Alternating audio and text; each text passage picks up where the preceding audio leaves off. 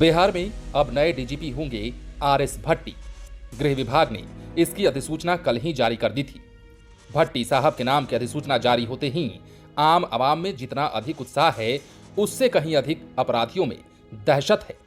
कहा जा रहा है कि अपराधियों के लिए आरएस भट्टी काल ही नहीं बल्कि महाकाल है। वे किसी भी हाल में बदमाशों और भ्रष्टाचारियों को छोड़ने वाले नहीं हैं। वे न तो किसी की पैरवी सुनते हैं और न ही किसी के लिए पैरवी करते हैं। ईमानदारी और सादगी की प्रतिमूर्ति हैं, लेकिन काम के मामले में उनका कोई सानी नहीं है। जिम्मेदारी के प्रति उतने अधिक वफादार भी हैं, लेकिन कहा जाता है ना कि हर काम में रोज रोज चुनौतियां सामने आती हैं। इसके साथ ही क्राइम के भी ट्रेंड बदल गए हैं। आज अपहरण का जमाना लद गया है। बैंक और ग्राहक सेवा केंद्रों में लूटपाट ज्यादा हो रही है। साइबर क्राइम बढ़ गया है और सबसे बड़ी चुनौती शराबबंदी को लेकर है। दरअसल बिहार में पिछले 4 दिनों से शराबबंदी को लेकर पूरी तरह छीछालेदर हो रहा है। इसे लेकर विधानसभा में दूसरे ही दिन से हंगामा चल रहा है। विधानमंडल के शीतकालीन सत्र के आखिरी दिन भी इसे लेकर खूब हंगामा हुआ। बता दें कि मंगलवार 13 दिसंबर को शीतकालीन सत्र शुरू हुआ था और उसी रात में छपरा में जहरीली शराब का मामला उजागर हुआ, जिसके बाद दूसरे दिन से विधानमंडल के दोनों सदनों में जो हंगामा शुरू हुआ है वो आज भी जारी रहा। उधर विपक्ष का आरोप है कि छपरा में जहरीली शराब से मरने वालों की संख्या 80 के पार हो गई है, जबकि सरकार की ओर से कहा जा रहा है कि रियल संख्या काफी कम है। आज ही उत्पाद और मद्य निषेध विभाग के मंत्री सुनील कुमार का बयान आया है कि छपरा में जहरीली शराब से मरने वालों की संख्या 38 है। वहीं मुआवजे को लेकर भी सियासी बयानबाजी तेज है। मृतकों के परिजनों को मुआवजा मिलेगा या नहीं, इस पर अलग से बहस हो सकती है, लेकिन सरकार के लिए सबसे बड़ी चुनौती तो ये है कि शराबबंदी को पूरी कड़ाई से लागू कैसे किया जाए। शराब की तस्करी को आखिर कैसे रोका जाए। एक्सपर्ट की माने तो शराब की तस्करी को लेकर सरकार की पहले से ही किचकिच हो रही थी, लेकिन छपरा मामले ने सरकार के साथ ही पूरे बिहार को बदनाम करके रख दिया। इसे लेकर छपरा ही नहीं, पटना से लेकर दिल्ली तक पे हंगामा हुआ। लोकसभा और राज्यसभा में इसे लेकर आवाज उठाई गई।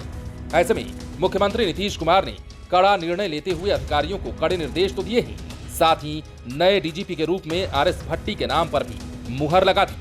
आरएस भट्टी के नाम के आने पर सियासी गलियारे से लेकर पुलिस महकमा तक चौंक गया, क्योंकि यूपीएससी को इस पद के लिए कई नाम भेजे गए थे।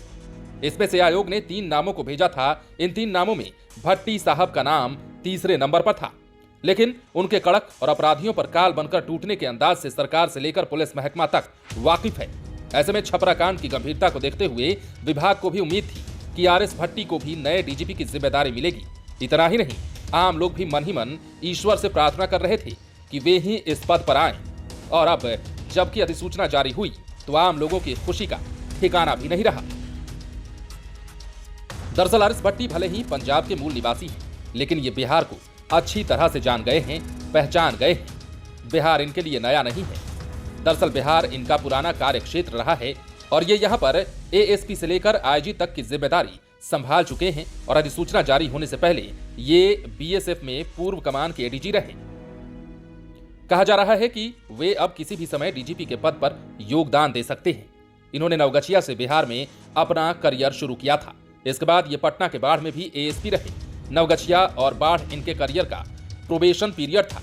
वहीं एसपी के रूप में मधुबनी में पहली पोस्टिंग थी। सिवान में भी रहे। आज भी मधुबनी और सिवान के लोग इन्हें याद करते हैं। इनके अलावा ये जहानाबाद, गोपालगंज, पूर्णिया आदि जिलों में एसपी के पद पर रहे। पटना में तो एसपी, सिटी एसपी के साथ ही पटना जोन के आईजी की जिम्मेदारी भी ये निभा चुके हैं।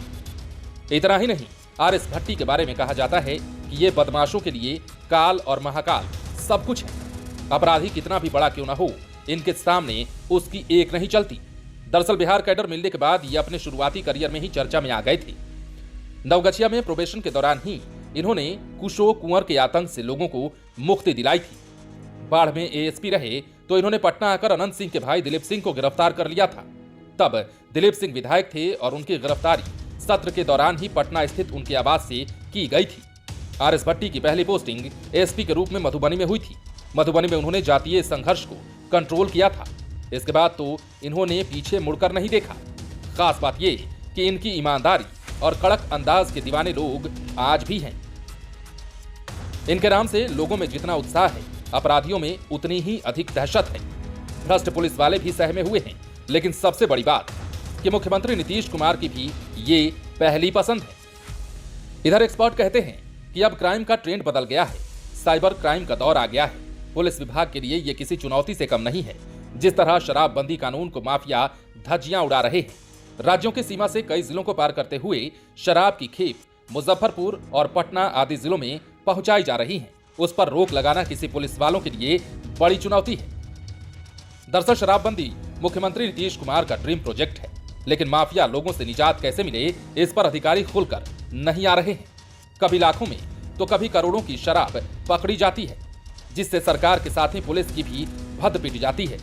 दरअसल IAS अफसर के पाठक अपने जमाने के कड़े अधिकारी माने जाते हैं और वे आज भी एक्शन के मामले में कड़े हैं, इसलिए उन्हें मुख्यमंत्री ने एक्साइज डिपार्टमेंट में लगाया भी था। लेकिन माफिया ने छपरा में अपना गंदा खेल दिखा ही दिया। इससे सरकार बुरी तरह घिर गई है। राज्य सरकार शराबबंदी को सफल बनाने के लिए ड्रोन तक से निगरानी करवा रही है। इसके बाद भी शराब से मौतों का सिलसिला जारी है और पुलिस पर भी इसे लेकर कई सारे सवाल उठ रहे हैं और सरकार पर आरोपों की झड़ी लग रही है। ऐसे में पुलिस की छवि सुधारते हुए शराब पर पूरी तरह से रोक भी पुलिस के लिए बड़ी चुनौती बन गई है। लाइव सिटीज के लिए पटना से राजेश ठाकुर की स्पेशल रिपोर्ट। यदि अब तक आपने हमारे YouTube चैनल को सब्सक्राइब नहीं किया है तो सब्सक्राइब कर लीजिए, ताकि हम आपको खबरों से अपडेट रख सकें। यदि आप इस वीडियो को फेसबुक के माध्यम से देख रहे हैं तो हमारे पेज को लाइक कर दें। इसके अलावा आप लाइव सिटीज को ट्विटर पर भी फॉलो कर सकते हैं।